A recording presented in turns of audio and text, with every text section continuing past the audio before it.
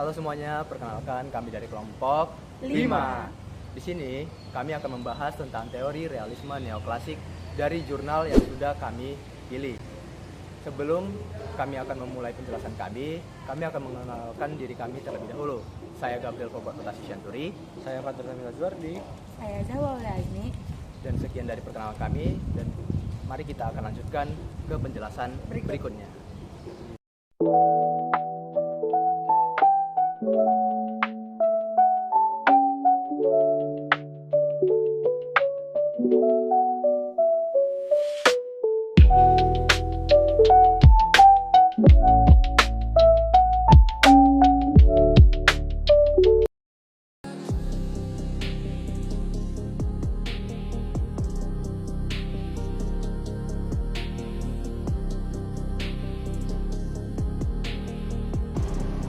Realisme neoklasik muncul setelah berakhirnya Perang Dingin. Pada masa itu, teori neorealisme menurut ilmuwan hubungan internasional belum mampu menjelaskan perilaku suatu negara.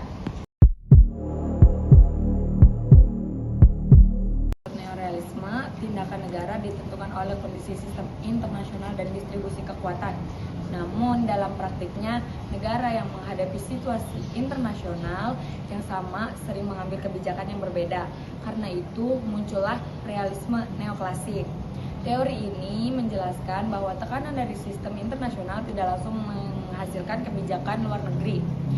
Tekanan tersebut harus melewati faktor-faktor domestik terlebih dahulu. Faktor domestik dapat berupa pemimpin negara, institusi politik, budaya strategis, maupun kondisi masyarakat. Dengan kata lain, realisme neoklasik menggabungkan faktor eksternal maupun faktor internal. Faktor eksternal berasal dari lingkungan internasional, sedangkan faktor internal berasal dari kondisi dalam negeri. Kombinasi keduanya digunakan untuk memahami keputusan suatu negara dalam hubungan internasional. Dalam jurnal yang dibahas oleh Smith terdapat dua contoh penelitian yang menggunakan pendekatan realisme neoklasik. Contoh pertama adalah penelitian dari Thomas Juneo mengenai Iran. Secara internasional, posisi Iran pada awal tahun 2000-an itu cukup menguntungkan. Amerika Serikat telah menyerang Afghanistan dan Irak yang sebelumnya menjadi ancaman bagi Iran. Kondisi tersebut memberikan peluang bagi Iran untuk meningkatkan pengaruhnya di Timur Tengah. Namun peluang itu tidak dimanfaatkan secara maksimal. Menurut Juneo, penyebabnya adalah karena faktor domestik dari negara Iran. Terdapat konflik antar faksi politik yang menghambat pengambilan keputusan. Selain itu, identitas rezim dan cara pandang elit politik juga mempengaruhi kebijakan luar negeri Iran.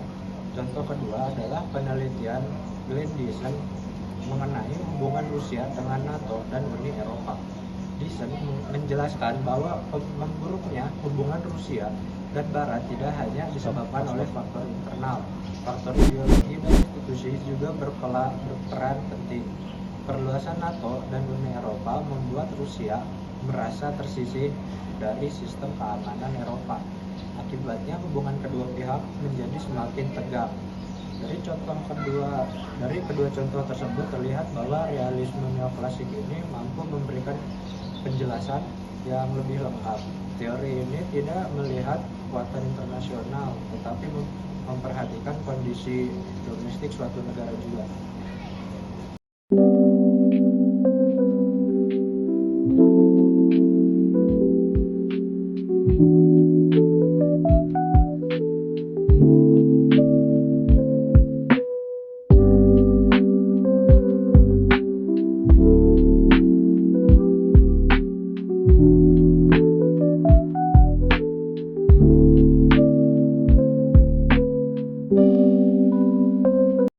Meskipun memiliki banyak kelebihan, realisme neoklasik juga mendapat beberapa kritikan. Kritik pertama adalah teori ini dianggap terlalu fleksibel, yang dimana penelitian dapat menggunakan berbagai faktor domestik yang berbeda. Akibatnya, hasil penelitian seringkali tidak seragam. Kritik kedua adalah belum adanya kesepakatan mengenai variabel yang paling penting. Beberapa penelitian menekankan identitas. Penelitian lain lebih fokus pada institusi atau persepsi pemimpin. Karena itu, sebagian akademisi menganggap realisme neoklasik lebih mirip alat analisis daripada teori yang utuh.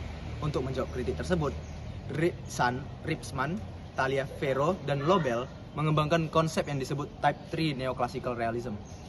Mereka mencoba menyusun kerangka yang lebih sistematis. Mereka membagi faktor domestik menjadi 4 kelompok utama, yaitu persepsi pemimpin, budaya strategis, institusi domestik, dan hubungan negara dengan masyarakat. Menurut mereka, faktor-faktor tersebut menjadi penghubung antara tekanan internasional dan kebijakan luar negeri.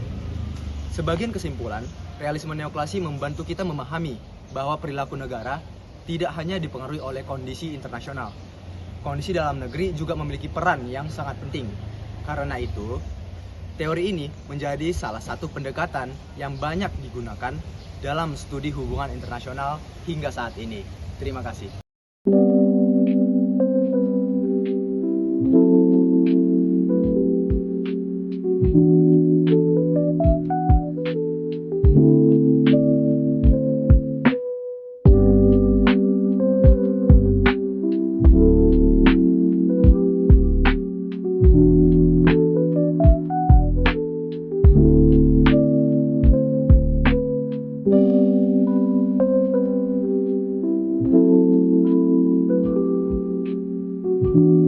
Sekian penjelasan dari kelompok kami tentang teori realisme neoklasik.